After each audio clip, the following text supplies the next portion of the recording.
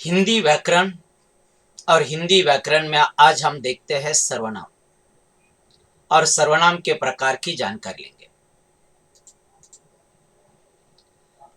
सर्वनाम किसे कहते हैं? संज्ञा के स्थान पर जिन शब्दों का प्रयोग किया जाता है उसे हम सर्वनाम कहते हैं। संज्ञा के स्थान पर जिन शब्दों का हम प्रयोग करते हैं उसे हम सर्वनाम कहते हैं। उदाहरण देखिए, जन्माष्टमी हिंदुओं का प्रमुख त्योहार है। यह भगवान श्री कृष्ण का जयंती पर्व है। जन्माष्टमी हिंदुओं का प्रमुख त्योहार है।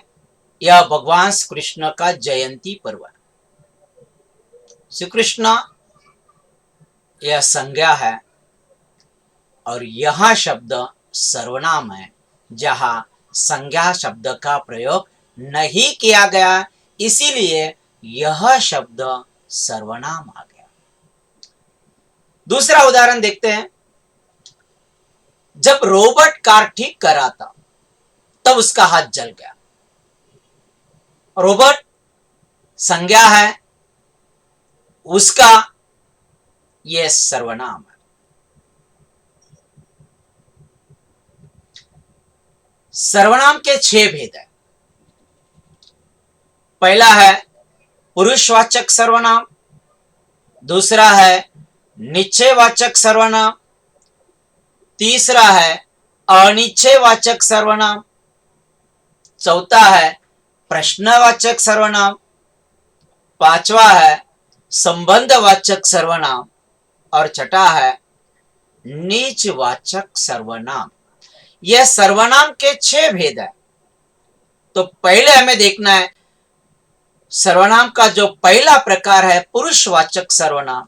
इस पुरुषवाचक सर्वनाम के अंदर आने वाले शब्द। पुरुषवाचक सर्वनाम में मैं, तुम, वह इस प्रकार के शब्द आ जाते हैं। निश्चयवाचक सर्वनाम दूसरा है। निश्चयवाचक सर्वनाम में वह, यह, वे, यह शब्द आ जाते हैं। अनिश्चयवाचक सर्वनाम। अनिश्चयवाचक सर्वनाम में कोई, कुछ, किसी इस प्रकार के शब्द आ जाते हैं। प्रश्नवाचक सर्वनाम। प्रश्नवाचक सर्वनाम में कौन, क्या इस प्रकार के शब्द आ जाते हैं। संबंधवाचक सर्वनाम जिसकी, उसकी, जो, सो, जैसा, वैसा इस प्रकार के शब्द आ जाते हैं। निजवाचक सर्वनाम। निजवाचक सर्वनाम में स्वयं, अपने आप इस प्रकार के शब्द आ जाते हैं। पहले देखें पुरुषवाचक सर्वनाम। कहने वाला या सुनने वाले अन्य जो वहां उपस्थित नहीं है, इनके लिए जिन शब्दों का प्रयोग होता है वे पुरुषवाचक सर्वनाम कहलाते हैं। कहने वाले या सुनने वाले या अन्य किसी उपस्थित नहीं, उनके लिए जिन शब्दों का प्रयोग होता है वे होते हैं पुरुषवाचक सर्वनाम। उसके उदाहरण देखें। मैं, तुम, वह आदि शब्द उसी में आ जाते हैं। पुरुषवाचक सर्वनाम के 3 प्रकार आ जाते हैं और पहला है उत्तम पुरुषवाचक सर्वनाम, दूसरा है मध्यम पुरुषवाचक सर्वनाम और तीसरा है अन्य पुरुषवाचक सर्वनाम। यह पुरुषवाचक सर्वनाम के 3 प्रकार है। उत्तम, मध्यम और अन्य, यह पुरुषवाचक सर्वनाम के 3 प्रकार है। पहले देखेंगे उत्तम पुरुषवाचक सर्वनाम। जिन सर्वनाम का प्रयोग वक्ता अपने लिए करता है, जिन सर्वनाम का प्रयोग वक्ता अपने लिए करता है उसे उत्तम पुरुषवाचक सर्वनाम कहते हैं। उदाहरण, सीमा मेरी सहेली है। मैं हर रोज विद्यालय जाता हूं। मेरी, मैं यानी वक्ता जो है, बोलने वाला जो है, अपने लिए बात करता है, उसे कहते हैं उत्तम पुरुषवाचक सर्वनाम। मध्यम पुरुषवाचक सर्वनाम में जिन सर्वनाम का प्रयोग वक्ता सुनने वाले के लिए करता है, उसे मध्यम पुरुषवाचक सर्वनाम कहते हैं। तुम मेरे गहरे मित्र हो।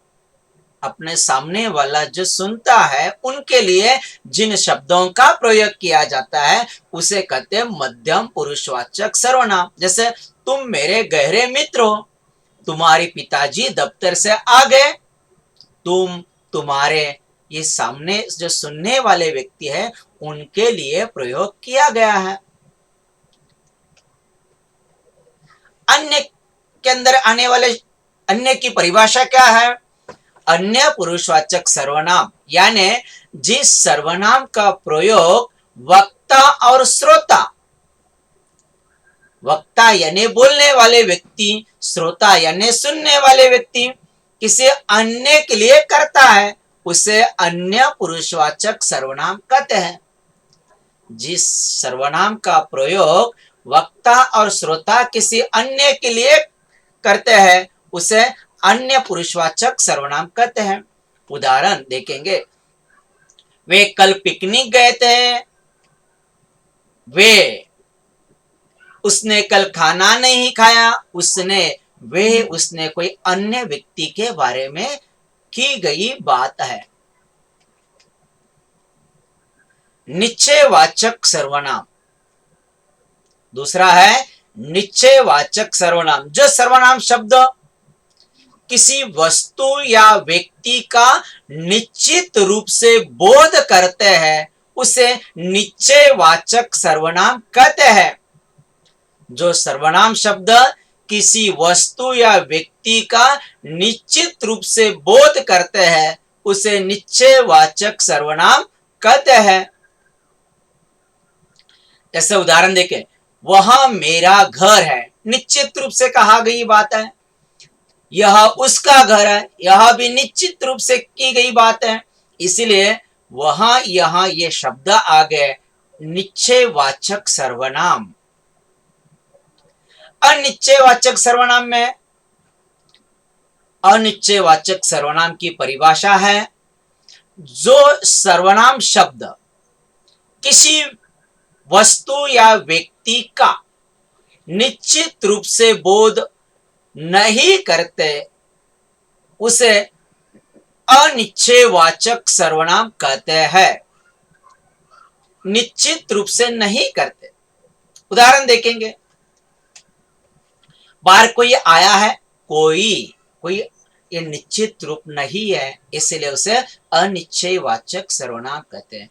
बाजार से कुछ ले आओ, कुछ अनिश्चयवाचक है।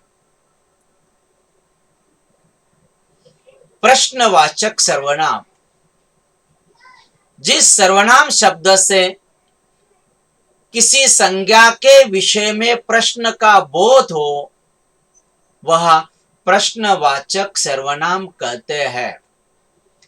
जिस सर्वनाम शब्द से किसी संज्ञा के विषय में प्रश्न का बोध हो, वह प्रश्नवाचक सर्वनाम कहते हैं।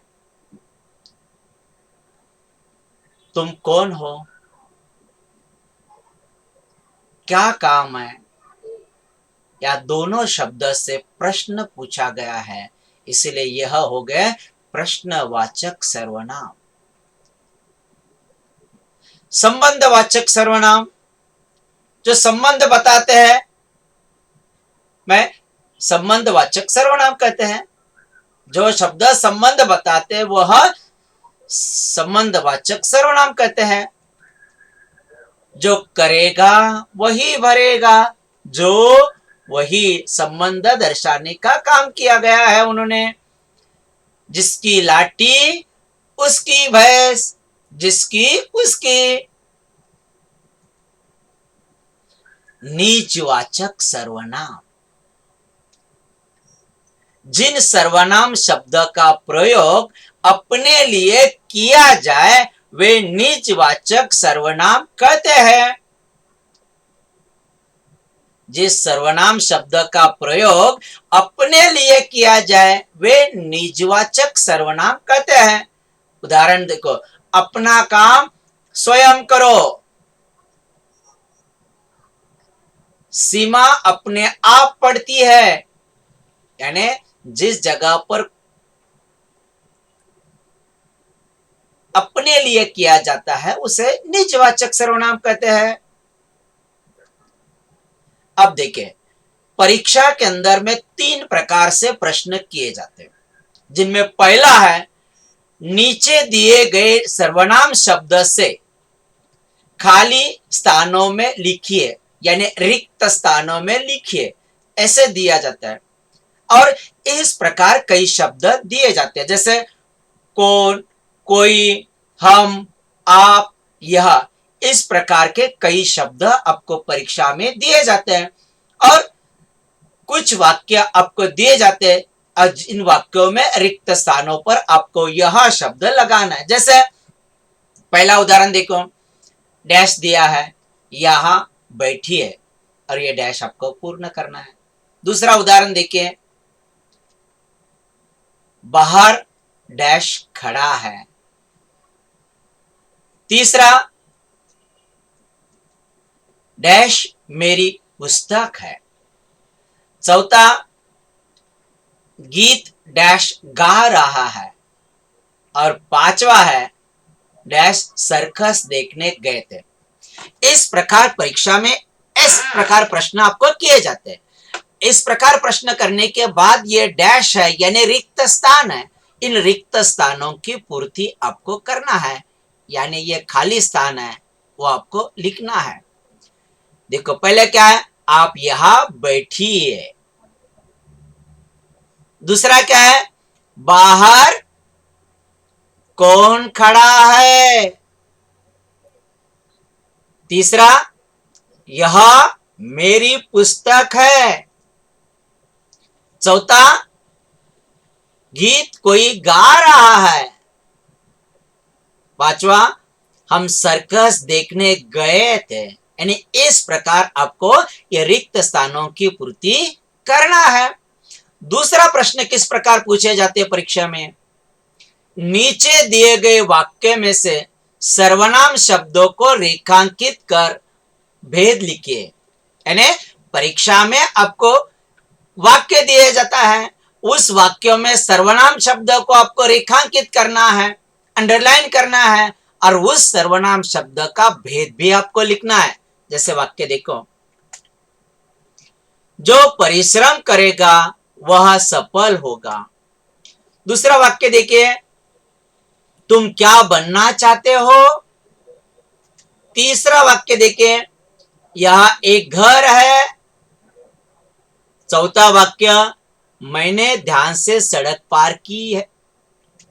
और पांचवा वाक्य है, पलंग के नीचे कुछ है।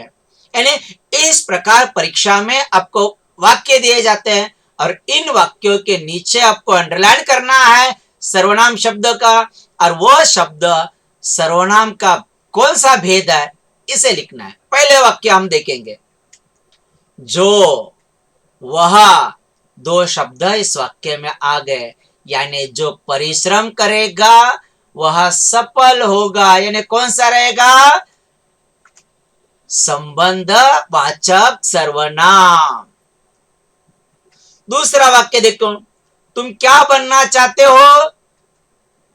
तुम, इस शब्द ने प्रश्न किया है तो क्या आ गया, प्रश्नवाचक सर्वनाम। यहां एक घर है, यहां एक घर है, यहां यानी निश्चित रूप से जानकारी दी गई है, इसीलिए ये निश्चयवाचक सर्वनाम है। मैंने ध्यान से सड़क पार की, मैंने ध्यान से सड़क पार की, तो ये हो गया उत्तम पुरुषवाचक सर्वनाम। और तीसरा है, पलंग के नीचे कुछ है। कुछ यानी निश्चित रूप से जानकारी नहीं है, तो ये क्या हो गया, अनिश्चयवाचक सर्वनाम। अब देखिए तीसरा प्रश्न किस प्रकार करते हैं वो भी हमें देखना है। दिए गए शब्द से वाक्य बनाइए। आपको परीक्षा में शब्द दिए जाते हैं और उन शब्दों का जैसे कि आपको वाक्य बनाना है। पहला शब्द देखिए क्या है, क्या। क्या शब्द का वाक्य क्या आएगा? क्या आप पढ़ाई समय पर करते हो? क्या आप पढ़ाई समय पर करते हो? दूसरा शब्द दिया देखो, इसमें। इसमें शब्द का वाक्य क्या आ जाएगा? इसमें हमें क्या मिलेगा? इसमें हमें क्या मिलेगा? तीसरा देखो, स्वयं। स्वयं यानी अपना काम स्वयं करो।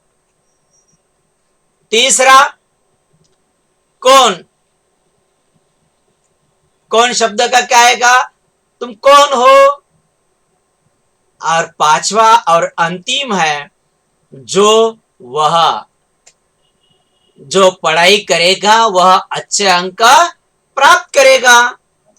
इस तरह से ये 3 प्रकार के प्रश्न परीक्षा में पूछे जाते हैं। और यहां हमने देखा आज सर्वनाम, और सर्वनाम के जैसे कि 6 भेद की जानकारी ले लिया, और परीक्षा के अंदर किस प्रकार प्रश्न किया जाता है यह भी आज हमने देखा। धन्यवाद।